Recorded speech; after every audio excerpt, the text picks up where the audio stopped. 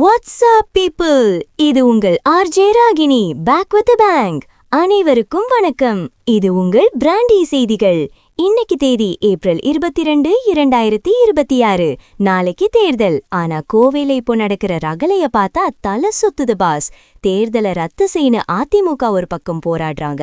அப்படி என்னதான் நடக்குதுன்னு மக்கள் குழப்பத்துல இருக்காங்க.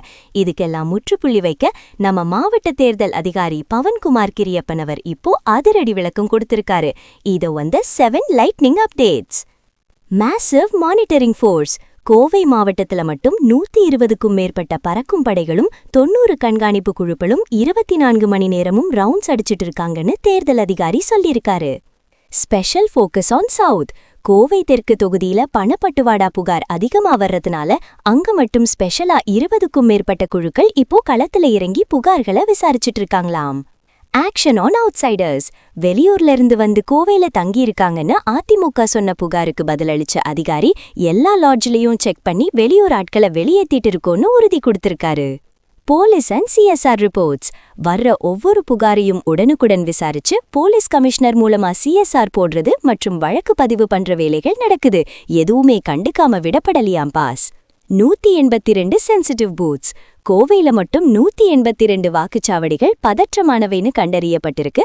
அங்க மட்டும் கூடுதல் பாதுகாப்பு படையினர் நாளைக்கு துப்பாக்கி ஏந்தி பாதுகாப்பு கொடுப்பாங்க. Daily reports. இதுவரைக்கும் எவ்வளவு பணம் பிடிச்சிருக்கோம், எத்தனை வழக்கு போட்டிருக்கோன்னு தினசரி பத்திரிகையில வெளிப்படையா சொல்லிட்டு தான் வரோம். நாங்க எதையும் மடக்கலன்னு அதிகாரி ஸ்ட்ராங்கா சொல்லியிருக்காரு. Law and order control. கோவையில சட்டம் ஒழுங்குக்கு எந்த பாதிப்பும் வராது, நாளைக்கு எந்த அசம்பாவிதமும் இல்லாம அமைதியான முறையில தேர்தல் நடக்கும்னு வாக்காளர்களுக்கு ஒரு பெரிய கான்ஃபிடன்ஸ் கொடுத்திருக்காரு. தேர்தல் அதிகாரியோட விளக்கத்தை பார்த்தா ஒரு விஷயம் புரியுது பாஸ். புகார்கள் ஒரு பக்கம் பறந்தாலும் தேர்தல் ஆணையம் தன் கடமையை செய்யறதுல ரொம்ப தெளிவா இருக்கு. நாளைக்கு கோவை மக்கள் பயமில்லாம ஓட்டு போடலாம்னு தெரியுது. தேர்தல் அதிகாரியோட இந்த விளக்கம் உங்களுக்கு திருப்தியா இருக்கா? கோவை தெற்குல நாளைக்கு தேர்தல் அமைதியா நடக்குமா?